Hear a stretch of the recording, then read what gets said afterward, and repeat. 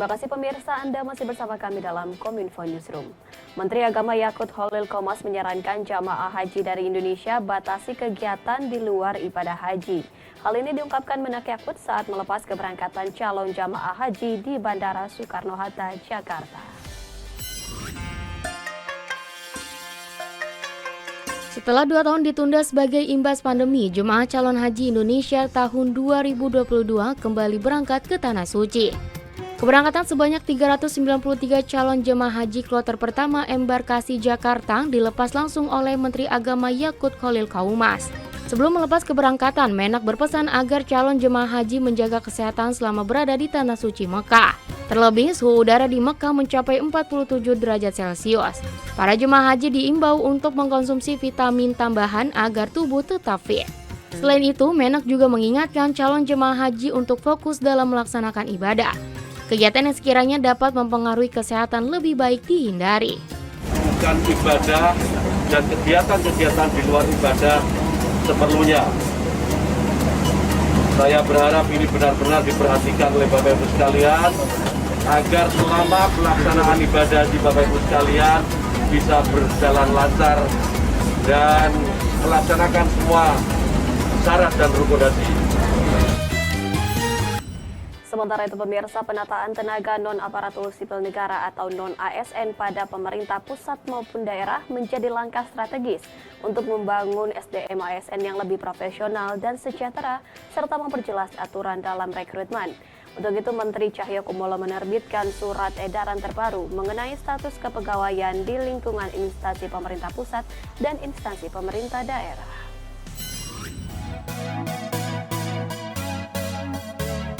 Menteri Pendayagunaan Aparatur Negara dan Reformasi Birokrasi Cahyokumolo mengimbau kepada pejabat pembina kepegawaian instansi pemerintah untuk menentukan status pegawai non-ASN, non-PNS, non-P3K, dan ex-tenaga honorer kategori 2 paling lambat 28 November 2023. Himbauan tersebut tertuang dalam surat Menteri Pan-RB nomor B-185-M.SM.02.03/2022 perihal status kepegawaian di lingkungan instansi pemerintah pusat dan pemerintah daerah. Seperti diketahui, penyelesaian pegawai non-ASN itu merupakan amanat dari Undang-Undang Nomor 5 Tahun 2014 tentang ASN. Pasal 96 ayat 1 Peraturan Pemerintah Nomor 49 Tahun 2018 tentang manajemen P3K pun menyebutkan bahwa pegawai non-ASN yang bertugas di instansi pemerintah dapat diangkat menjadi P3K apabila memenuhi persyaratan dalam jangka waktu paling lama 5 tahun sejak PP tersebut diundangkan.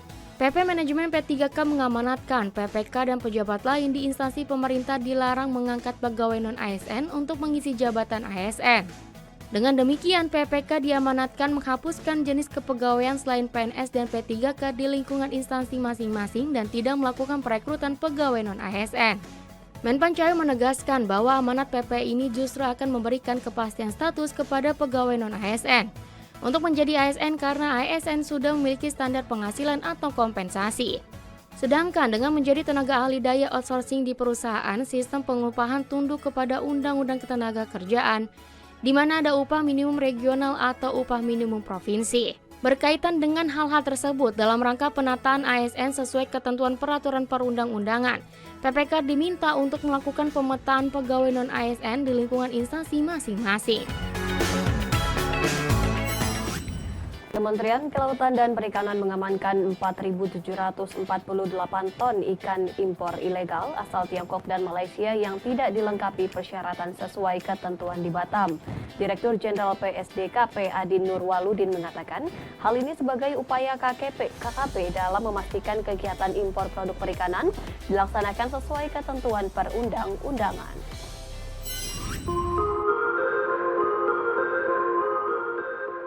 Kementerian Kelautan dan Perikanan menyegel 4.748 ton ikan impor ilegal asal Tiongkok dan Malaysia yang tidak dilengkapi dengan persyaratan impor sesuai ketentuan di Batam, Kepulauan Riau pada Sabtu 4 Juni lalu.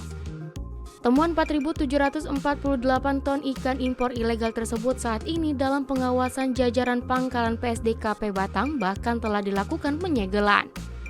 Direktur Jenderal PSDKP Laksamana Muda TNI Adin Nurwaludin mengungkapkan, Kedua perusahaan tersebut meliputi PT SLA untuk importir ikan makarel asal Tiongkok dan PT ATN untuk importir ikan bawal asal Malaysia.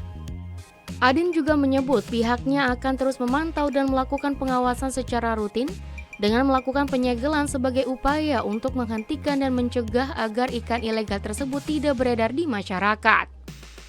Sebagaimana diketahui, kebijakan impor komoditas perikanan memang dilaksanakan secara ketat untuk melindungi industri dalam negeri dan nelayan Indonesia.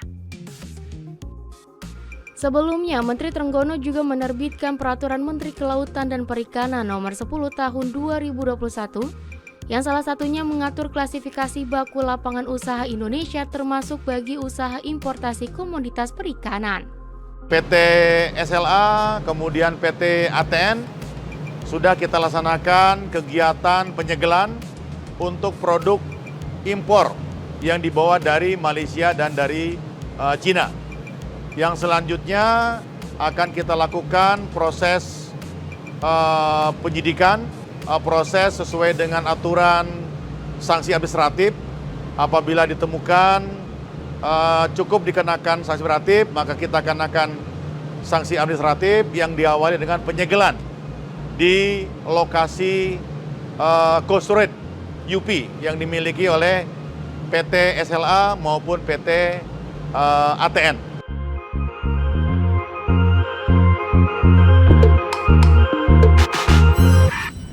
Menteri Kesehatan Budi Gunadi Sadikin menyebutkan Health Working Group kedua yang dilaksanakan di Lombok berlangsung pada 6 hingga 8 Juni 2022 membahas 3 hal utama dari 5 isu prioritas Health Working Group. Pada pertemuan tersebut juga akan berlangsung side event yang terkait One Health yang akan dilaksanakan tanggal 7 hingga 8 Juni 2022.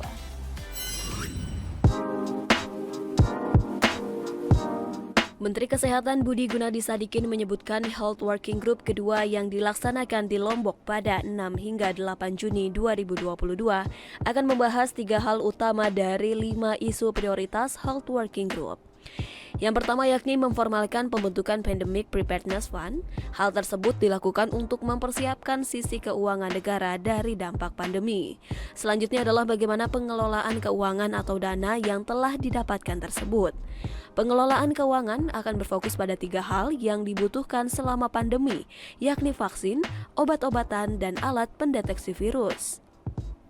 Isu yang ketiga adalah adanya perjanjian dari setiap negara peserta di mana seluruh lab yang ada di dunia dapat sharing mengenai data patogen apabila ada pandemi berikutnya. Namun, Menkes juga menyebutkan pada isu kedua diperkirakan akan sedikit mengalami pembahasan dengan waktu yang lama dikarenakan butuh strategi yang tepat dalam pengelolaan keuangan untuk menangani pandemi bagi semua negara. FIF sudah terbentuk, ya. Financial Intermediary Fund, jadi fund untuk next pandemi itu sudah terbentuk. Mudah-mudahan nanti September bisa formal, itu nanti ada di bawah World Bank. Kemudian yang kedua yang sekarang sedang dibicarakan yang akan alot adalah gimana memakai uangnya. Siapa yang memakai uangnya? Kita inginnya kalau bisa di sini WHO yang lebih ke depan. Karena WHO yang ngerti kan negara-negara mana yang harus diprioritaskan, caranya gimana, dan kita juga mengusulkan ayo kita harus rangkul institusi-institusi dunia yang sebelumnya sudah sukses melakukan ini di pandemi yang kemarin. Jadi kemarin tuh ada namanya Gavi, COVAX, CEPI, Global Fund, UNICEF, itu secara informal ngumpul bareng-bareng untuk ngurusin distribusi vaksin ke seluruh dunia secara informal. Nah itu harus diformalkan sehingga nanti kalau pandemi terjadi, CEPI, Gavi, Global Fund, ada Wellcome Trust, Bill Melinda Gates Foundation itu kumpul-kumpul, mereka udah langsung formal, udah tahu gimana cara belinya, kemudian mendistribusikannya dan siapa yang dikasih duluan, negara-negara mana yang perlu dikasih, mana enggak. Itu yang kedua yang kita mau capai. Dan yang ketiga yang juga masih mungkin ini diskusi agak alot, gimana data genome sequence ini bisa di-share.